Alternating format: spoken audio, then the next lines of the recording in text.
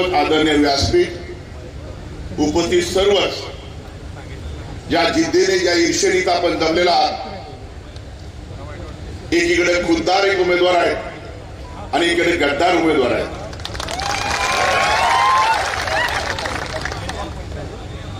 आपल्याला निवडायचे खुद्दार पाहिजे की गद्दार पाहिजे, ह्या कोल्हापुरी निवडायची आता वेळ आलेली आहे. मला खात्री आहे की खुद्दार ह्या दोन्ही मतदारसंघात विजयी होतील, मला खात्री आहे. मगाशी येताना बघितलं की अनेक सभा त्या लोकांनी आमच्या उद्धव साहेबांचा घात केला.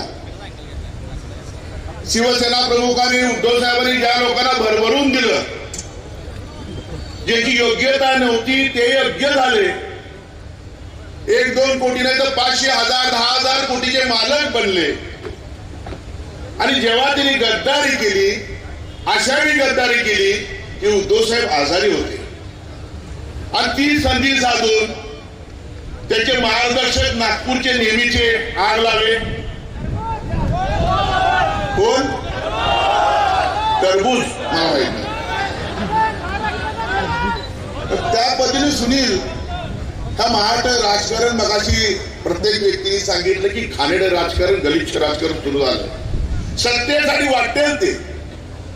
आणि त्यांच्या सभा आणि ही सभा बघतोय मी आता बट्टीपडीचं की त्यांच्या खुर्च्या काढायला लागतात. जिथं खुर्च्या लावायची वेळ आलेली आहे, लोकांनी काय निर्णय घेतात आपल्या लक्षात येतंय. प्रत्येक सभेवेळी आम्ही बघतोय, प्रत्येक सभेवेळी खुर्च्या लावतात, भरपूर पैसे करतात, भरपूर खर्च करतात, गाड्या पाठवतात, खाऊ देतात, हे देतात, सगळं देतात, परंतु लोक पण येत नाहीत. आणि हे बोलायला उभारल्यानंतर लोक पळून जातात उलटी. इथं तर कोल्हापुरात पेन साहेब गेट बंद करण्याची वेळ आली. काय लोकांना बंद केलं गेट, बाहेर जाऊ नका रे, थांबा नो, अरे आमचा पगार बुडेल, थांबा, ही वेळ कोल्हापुरात आली. आणि सर्व पत्रकार बंधू येत आहेत, नेहमीच आम्हाला काय सल्ला देतात, चुकल्यानंतर कान सुद्धा दाखवतात.